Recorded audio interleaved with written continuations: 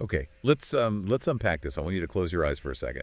Imagine it is absolutely freezing. Like proper midwinter, breath fogging up the air kind of cold. Exactly. You are huddled around a space heater in a garage in Ohio. You've got a styrofoam cup of hot coffee in your hand. Your best friend is sitting across from you. And despite the temperature, despite the gray sky outside, you feel this buzz. Like electric feeling that things are shifting. Right. And welcome to the Deep Dive. I'm your host, and we are jumping right into that exact feeling today. And I'm your resident pop culture expert, ready to get into what is honestly a fascinating time capsule. It really is.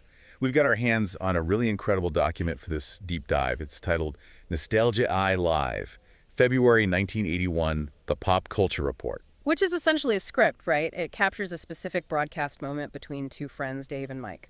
Yeah, exactly. It's a snapshot of a conversation from February 1981. And what I love about this source is that it isn't some dry history textbook listing dates. Yeah. It isn't a retrospective written 40 years later by someone trying to sound smart. It's raw. It's immediate. Right. It's these two guys, Dave and Mike, just reacting to the world around them in real time. And that distinction is vital because when we look back at history, we often compress time. We think of the 80s as this monolithic block of neon synthesizers and big hair. Just a giant montage of glitz. Exactly. But this source gives us the granular detail of a specific month, February 1981. Right at the beginning. The very beginning. The document notes that President Reagan has just moved into the White House. He's only been there a month, according to the text. So regardless of your political leanings, that marks a definitive new chapter for the country. The source makes it clear that the political transition is setting a tone. Absolutely. We are just impartially looking at how this document frames the moment. And there's this distinct sense of a threshold being crossed. Oh, totally. Dave, the main character in the source, literally says the pop culture scene is heating up, even though it's freezing outside. He mentions a weird energy in the air, like everything is about to change, but they don't quite know how yet. That weird energy is what we are here to analyze. Our mission for this deep dive is to look past the nostalgia and understand the transitional nature of this moment. No. We aren't just reading a list of references. No, we're trying to figure out what it actually felt like. Right. We want to understand the vibe of early 1981 through the eyes of these two guys in a garage. So let's dive right into the fun stuff. The movies, the box office. Because Dave and Mike have some strong opinions on what's playing at the local theater, and honestly, their take says a lot about where the country's head was at. They certainly do, and what's fascinating here is the mix of genres they describe. It tells us a lot about the public mood. You have this clash of the old and the new happening right on the marquee. The big headline, the absolute juggernaut they mentioned, is 9 to 5. The anthem of the month, as they call it. Yes. Dave asks Mike if he's seen it yet. He lists the power trio, Dolly Parton, Jane Fonda, Lily Tomlin, and he says they are absolutely killing it. It's interesting that the source notes the theaters are still packed, even though it's been out for a few weeks. That speaks to a massive shared cultural phenomenon. A comedy about the workplace seems to be resonating deeply. It's not just a comedy, though, is it? Yeah. It's almost cathartic. Dave mentions the energy in the theater. He says people are cheering. That's the key detail. You have to remember the context. The economy in early 81 wasn't exactly roaring yet. There was inflation, there was uncertainty. So seeing three women take control, stick it to the boss, and win. It feels good. It's a powerful narrative. It's escapism, but it's escapism with a bite. But then, right alongside that glossy cheering crowd, you have this total tonal shift. Dave brings up the trailer for a new Paul Newman movie, Fort Apache, The Bronx. Right, and this is where the transition I mentioned becomes really clear. The way he describes it, he emphasizes the word gritty. He says, it looks gritty, man, real gritty. And he sounds kind of impressed by that, but also maybe a little weary. If we connect this to the bigger picture, you see this tension in the cultural landscape. On one hand, you have the high-energy, crowd-pleasing polish of 9 to 5. On the other, you have this gritty, urban realism with Paul Newman. It feels older. It does. Fort Apache feels like a holdover from the 1970s. The 70s were defined by that cynical, dirty, realistic cinema. Think Taxi Driver or The French Connection. So Dave and Mike are basically sitting between two eras.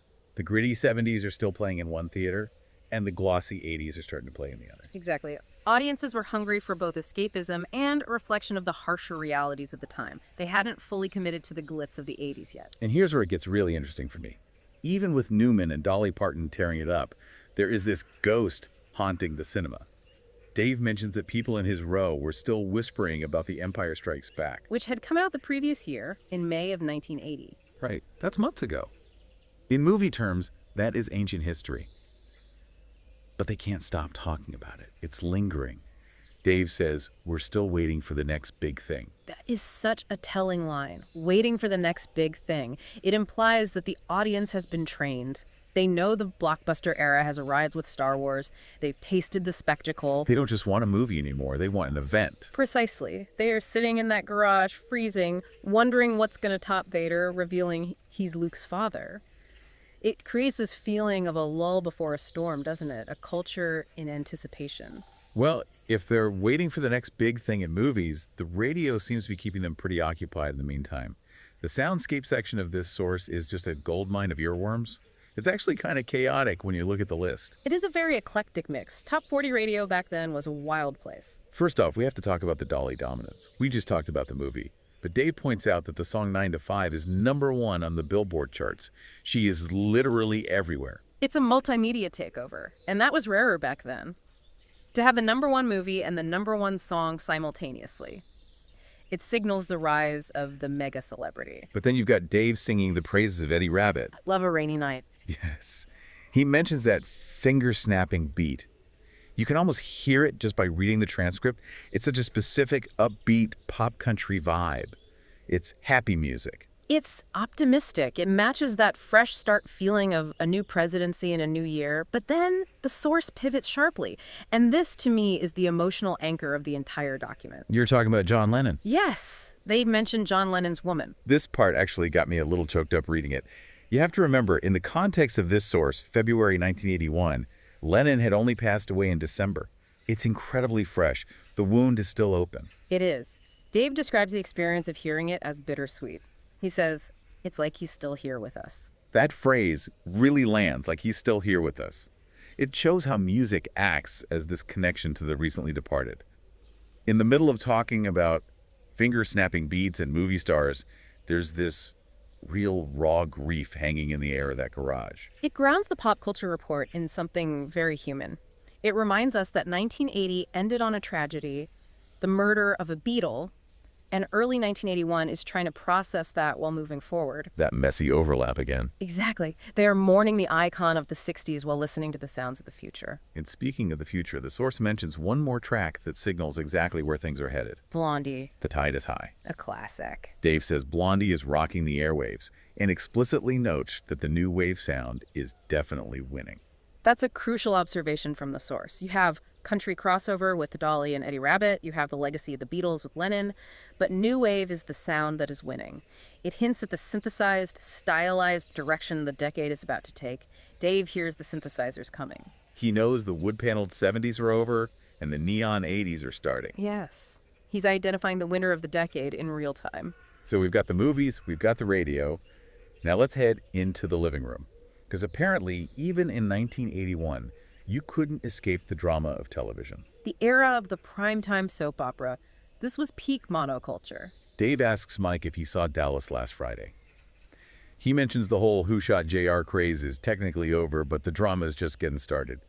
But the real news, the thing that seems to have Dave's mom excited, is the new challenger approaching. Dynasty. Yes, Dave says his mom is obsessed with it.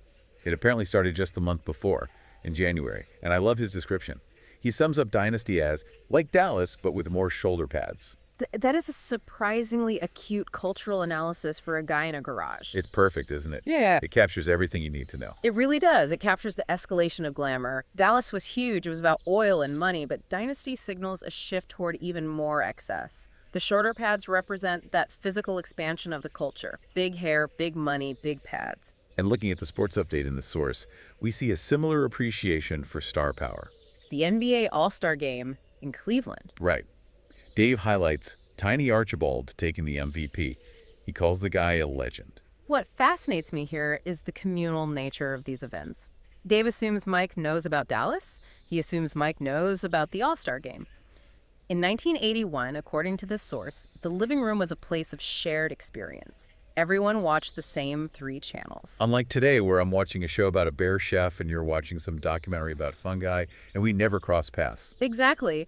The source paints a picture of a tighter, more synchronized culture. If something happened on TV, it happened to everyone. You could go to work the next day and guarantee your coworkers saw it. Okay, but here is where the script takes a turn that I think is the absolute highlight. We have to talk about the cutting edge, the tech, the toys, because this is where the source really feels like a time machine. This section is a time capsule all on its own. Dave sounds simultaneously excited and ready to pull his hair out. He says, I finally got one, a Rubik's Cube. The biggest craze in the world right now, according to the text. He admits he's been twisting the thing for 3 hours and can't even get one side solid. 3 hours. Sitting in a cold garage twisting a plastic cube. It represents that tactile, analog engagement. It's a physical puzzle that dominated the era. It wasn't a screen, it was an object. But the Rubik's Cube, while iconic, is just a toy. The next item Dave mentions that is a paradigm shift. This is the moment. The aha moment of the deep dive. Dave tells Mike, check this out. He saw a guy walking down the street with a Sony Walkman. Pay attention to the language he uses here. It is wildly revealing. He is mind blown. He says the guy had headphones on and was just walking. And here's the kicker, no giant boombox on his shoulder. That contrast is essential. Before this moment, portable music meant sharing it with the neighborhood via a boombox. It was public, it was loud, it was a public statement. Dave literally calls it sci-fi. He says it looked like something out of a sci-fi movie. Think about that. Sci-fi. To us, a cassette player is the ultimate retro object. It's clunky, it eats tapes.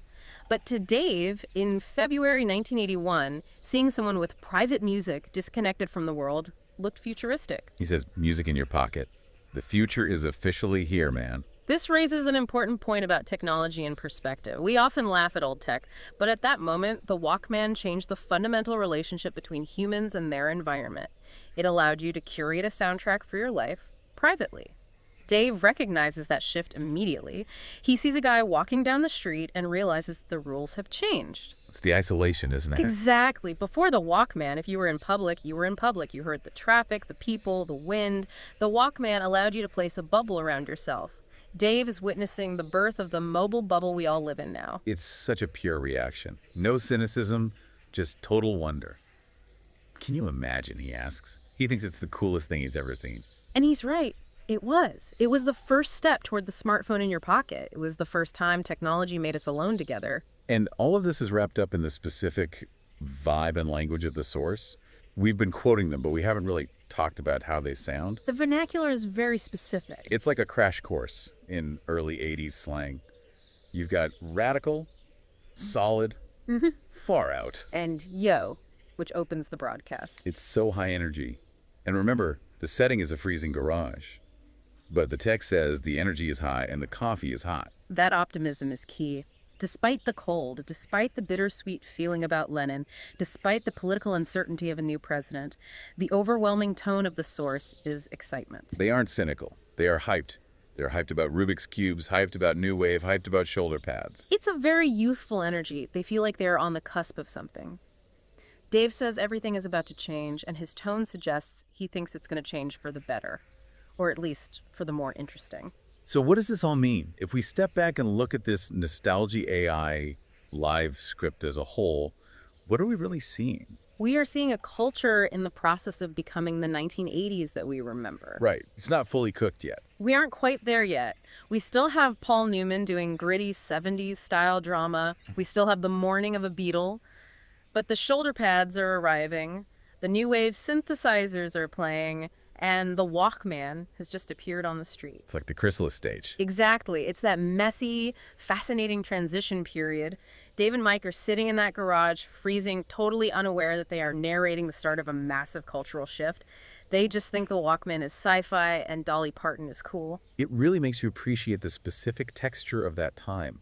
It wasn't just neon lights instantly switching on. It was cold garages, hot coffee, and the frustration of a Rubik's Cube you couldn't solve. And the wonder of seeing technology do something you didn't think was possible. So, as we wrap up this deep dive into February 1981, I want to leave you with a thought. We laughed a little at Dave calling a cassette player sci-fi. It seems so quaint to us now. But that was their reality. That was the cutting edge. Exactly.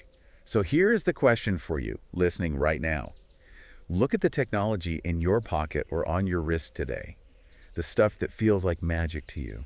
The stuff that makes you say, the future is officially here. What is our Walkman? Yes.